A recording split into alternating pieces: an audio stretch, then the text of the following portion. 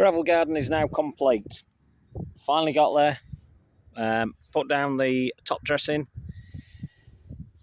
I'll just quickly go through what we've done just to complete this series that I've done on how to make a gravel garden, or a gravel area as I'm calling it.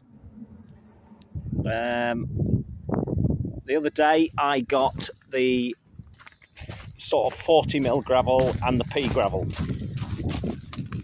Here we go.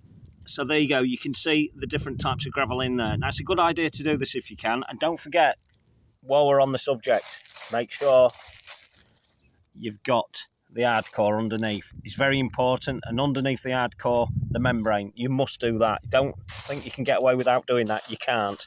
You can put as much gravel on there as you want on soil, but if you don't put your membrane on, it's going to sink in and you're going to lose it over time and it'll look a right mess. So just try and contain it with that.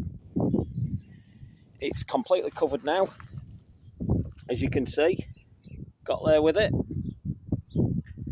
It took a monumental effort, but yeah, these things are worth it. Let's have a little walk around, show you what it looks like.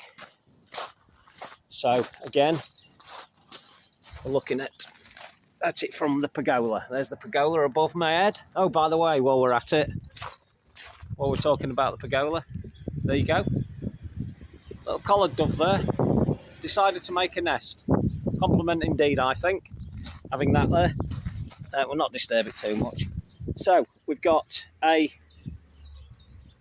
gravel garden finished. Now ready for placing a few plants in here, which I'm going to do very shortly. I've got a few already bought, all ready to go in.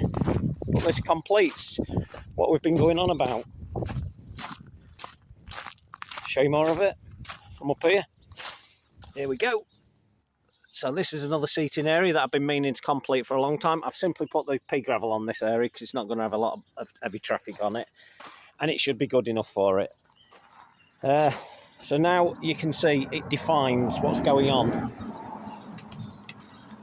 Oh, that looks like another pigeon above my head. Yep, another one nesting up in there. Up in the prunus behind me. But anyway, we're not talking about that. We're talking about the gravel garden. So make an effort. Get your area prepared, get your membrane down, get your hardcore on top of that, and whatever top surface you choose to use, get that on last. Now, the thing here is you won't need as much gravel as you will hardcore because it's just not needed. You just need at least 2 inches of hardcore, which would be more than enough for these areas. Compact it with a compactor. You can hire these things, compact that down like I did, and then get yourself some top gravel on top of that. Don't overdo it. Now I've got some on here which will all be cleaned off, and it shows the areas, so it's starting to look really nice. Now all we've got to wait for now is all the plants to start doing their thing. It's spring, what we're now March, early March, and things are starting to move, and you can feel it in the air that these things are moving. And gravel gardens, why do we do them? Grass, waste of time. Monoculture, keep telling people if you're going to have a big area of grass, let it grow wild, and let the bees and the birds do their thing in there. Let it grow as long as you want. If you don't want that, then you need to create something like the gravel garden. Maintenance is simple. Probably every 5-10 years I might have to just refresh this gravel, or I might just have to shove it around with a bit of a rake just to keep on top of it, to make sure it's when people are walking on it, kicking it as they do, it'll need sorting out and smoothing out.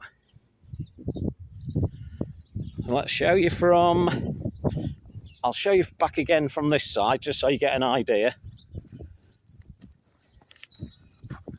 And what we do is we kind of look at it like that. You see, you can now see what's going on, and that's the kind of effect you get. So that's the gravel garden. I shall leave it at that and talk to you again very soon when I do the planting. Ta-ra!